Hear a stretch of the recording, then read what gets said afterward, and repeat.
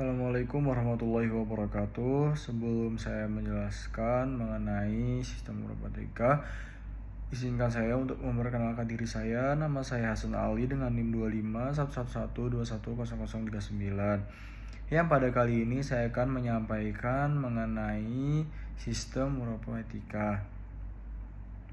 Yang dosen pembimbing kami adalah Dr. Oski Iliandri, Magister Kesehatan. Dimulai dari pendahuluan. Tubuh manusia itu menjalankan berbagai proses metabolisme setiap detik untuk mempertahankan kehidupan. Namun, proses tersebut menghasilkan zat sisa yang bersifat racun bagi tubuh jika tidak dikeluarkan. Kenapa bersifat racun? Karena jika tidak dikeluarkan, tubuh membutuhkan sistem khusus yang membuang limbah berbahaya tersebut, yaitu sistem uropoetika. Sistem ini bertugas untuk menyimpan dan mengeluarkan urin sebagai hasil akhir penyaringan darah.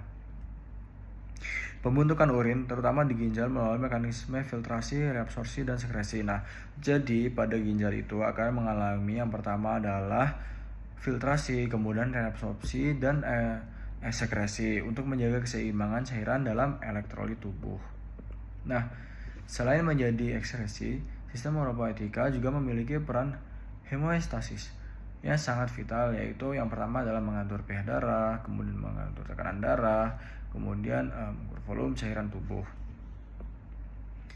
Ginjal juga berfungsi sebagai organ endokrin yang memproduksi hormon eritropoietin. Untuk pembentukan sel darah merah serta renin yang berperan dalam pengaturan tekanan darah melalui sistem renin, angiotensin, aldosteron. Jika sistem ini terganggu, kondisi serius seperti gagal ginjal, batu ginjal, dan infeksi saluran kemih dapat terjadi dan dapat mengancam nyawa. Lanjut ke apa itu sistem uropoetika. Saya akan menjelaskan apa itu sistem uropoetika. Sistem uropoetika adalah bagian dari sistem ekskresi yang bertugas mengeluarkan zat sisa metabolisme seperti urea, kreatinin, dan asam urat dari tubuh. Hal ini dilakukan agar keseimbangan cairan dan elektrolit tetap terjaga dalam kondisi fisiologis yang stabil. Karena apabila fisiologis tetap stabil, maka ini akan juga mempengaruhi ke dalam kesehatan. Maka dari itu perlu diperhatikan lagi mengenai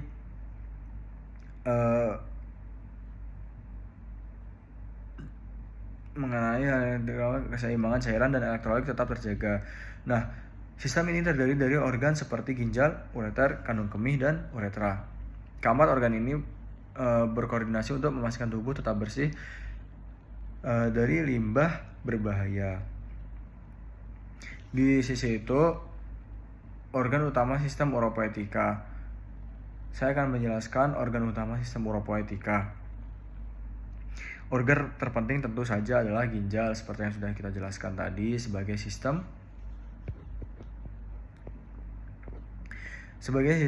filtrasi, reabsorpsi, dan sekresi. Kemudian organ terpenting kedua yaitu sebelum untuk mencapai ke apa yang akan terpenting kedua, saya akan menyampaikan dulu ginjal ini memiliki berjumlah dua. Terletak di area pinggang kanan dan kiri. Di dalam ginjal terdapat nefron, unit fungsional yang menjalankan 3 proses pembentukan urin. Yang pertama filtrasi, kemudian reabsorpsi, kemudian sekresi. Ginjal juga memiliki fungsi endokrin yang menghasilkan eritropoietin dan renin. Fungsi ini berperan penting dalam mengontrol tekanan darah dan pembentukan sel darah merah. Kemudian urin yang telah terbentuk akan dialirkan melalui ureter menuju kandung kemih. Menuju kandung kemih, kemudian pergerakan ini tidak hanya mengandalkan gravitasi. Jadi gerakan ini tidak hanya mengandalkan gravitasi, tetapi juga dibantu gerakan peristaltik, sehingga urin tetap mengalir meskipun tubuh berubah posisi. Kandung kemih atau biasa disebut dengan organ berotot menyimpan urin hingga mencapai volume sekitar 300 sampai 500 ml. Sebelum muncul refleks ingin buang air kecil, proses pengeluaran urin terakhir dilakukan melalui uretra. Nah, kemudian masuk pada poin ginjal, yaitu ginjal berbentuk seperti kacang. Jadi bentuknya ginjal itu seperti kacang yang berada tepat di bawah tulang rusuk ya. Kemudian tugasnya menyaring sekitar. Nah, jadi saya ingin ada nih mungkin beberapa teman-teman yang sudah mengetahui, namun buat teman-teman yang belum mengetahui, ginjal itu sehari bisa menyaring darah sebanyak 50 galon. Nah, kita bisa bayangkan 1 galon aja sudah sebanyak itu. 1 galon sekitar 18 liter. Nah, kalau 50 galon berarti mungkin sudah sekitar, ya bisa dikatakan 3.800 liter, maka 900 liter per hari darah yang disaring di dalam ginjal. Nah, kemudian menghasilkan sekitar 1,5 liter urin sebagai limbah. Setiap ginjal memiliki lebih dari 1 juta nefron sebagai mesin penyaring utama. Tidak hanya itu, ginjal juga menjaga keseimbangan mineral, air, garam, serta mengatur produksi sel darah merah. Jika ginjal berhenti bekerja, tubuh dapat mengalami keracunan total dalam waktu singkat, sehingga ginjal dapat menjadi organ yang sangat esensial bagi kehidupan. Nah, kemudian melanjutkan pada proses pembentukan dan pengeluaran urin. Penyaringan urin terdapat dalam 3 tahap. Tahap pertama adalah filtrasi, kemudian tahap kedua reabsorpsi, dan tahap ketiga sekresi. Kemudian saya akan menjelaskan di mana tempat-tempat terjadi tahapan-tahapan ini. Yang pertama adalah tahapan filtrasi yang bertempat pada glomerulus. Tujuannya untuk menyaring darah dan memisahkan zat sisa. Kemudian yang kedua adalah reabsorpsi, di mana lokasinya ada di tubulus untuk menyerap kembali zat yang masih diperlukan di dalam tubuh. Kemudian pada tahapan selanjutnya, yang ketiga adalah sekresi, yang berada pada ductus collectivus, yang memiliki tujuan untuk mengeluarkan sisa zat toksik ke dalam urin. Nah, setelah urin terbentuk, urin mengalir dari ginjal ke ureter. Kemudian setelah dari ginjal ke ureter, maka akan melanjutkan lagi ke kandung kemih. Dikeluarkan melalui uretra bila sudah penuh ada sinyal ingin buang air kecil. Nah, sistem ini bekerja sangat efisien agar tubuh tidak mengalami kelebihan cairan, perubahan pH atau keracunan. Nah, berbicara mengenai hal tadi, kita juga akan membicarakan mengenai organ ekskresi lainnya. Meskipun sistem urin merupakan jalur utama keluarnya zat sisa, terdapat organ lain yang mendukung ekskresi. Nah, apa saja sih yang mendukung hal tersebut? Yang pertama adalah paru-paru yang mengeluarkan karbon dioksida dan uap air, kemudian kulit yang mengeluarkan garam dan urea. Nah, jadi selain keluar dari urin, itu juga urea keluar dari kulit atau bisa disebut dengan keringat. Nah, kemudian ada organ lagi yang membantu ekskresi, yaitu hati yang mengubah racun menjadi urea. Nah, peran tambahan dari paru-paru adalah menjaga keseimbangan asam basa. Kemudian peran tambahan kulit dalam mengeluarkan garam dan urea adalah untuk mengatur suhu tubuh melalui keringat. Nah, tadi sudah kita bahas sedikit tentang keringat ini. Kemudian ada hati yang mengubah racun menjadi urea. Nah, detoksifikasi darah. Semua organ ini bekerjasama untuk menjaga lingkungan internal tubuh tetap seimbang. Nah, pada gangguan pada sistem uropoetika. Jika sistem uropoetika tidak berfungsi dengan baik, sisa-sisa zat menumpuk dan menyebabkan kondisi berbahaya. Beberapa contohnya, yang pertama adalah batu ginjal, infeksi saluran kemih, gagal ginjal, dan lain-lain. Kemudian saya akan menjelaskan dulu mengenai batu ginjal. Batu ginjal ini adalah gangguan aliran urin. Nah, di mana pada aliran urin itu akan tersumbat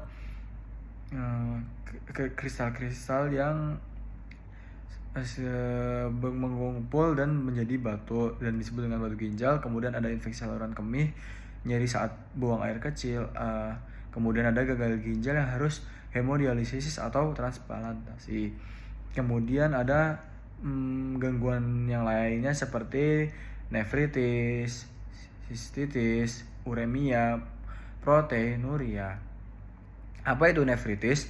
yaitu seperti peradangan ginjal akibat infeksi. Nah, kemudian apa itu sistisis. Nah, ini adalah sebuah peradangan kandung kemih. Nah, lanjut ke uremia, keracunan akibat tingginya kadar urea dalam darah, kemudian proteinuria. Nah, ini sering terjadi di banyak kalangan, mau muda maupun tua, seperti menandakan kerusakan ginjal pada proses filtrasi. Jika pada hal di atas tidak ditangani secara segera, sebagian gangguan tersebut dapat menyebabkan kematian. Nah, sangat penting ya untuk menjaga kesehatan sistem ekskresi kita. Kemudian cara menjaga sistem uropoetika agar ginjal dan saluran kemih tetap sehat, ada beberapa langkah. Apa sih cara menjaga sistem uropoetika? Yang pertama, minum 6-8 gelas sehari, kemudian tidak menahan kencing terlalu lama, karena menahan kencing itu bisa menyebabkan batu ginjal itu tadi. Kemudian menjaga kebersihan area genital untuk menjaga ISK. Kemudian mengonsumsi garam, minuman bersoda, dan makanan olahan. Kemudian berhenti merokok dan menghindari alkohol. Mulai olahraga rutin dan menjaga berat badan ideal. Kemudian mengontrol tekanan darah dan gula darah. Istirahat yang cukup dan mengelola stres. Pemeriksaan fungsi ginjal secara berkala. Dengan perilaku hidup sehat, ginjal dapat bekerja optimal sehingga usia lanjut. Nah, penutup, sistem uropoetika merupakan sistem yang sangat vital bagi keberlangsungan hidup manusia. Sistem ini berfungsi untuk mengeluarkan zat sisa metabolisme dan menjaga keseimbangan cairan serta elektrolit dalam tubuh. Kerja ginjal bersama organ lainnya menunjukkan betapa pentingnya menjaga kesehatan saluran kemih. Dengan pemahaman dan kesadaran yang baik, masyarakat dapat mencegah berbagai penyakit urologis sehingga kualitas hidup meningkat dan kesehatan tubuh terjaga. Nah, demikian yang bisa saya sampaikan. Terima kasih. Wassalamualaikum warahmatullahi wabarakatuh.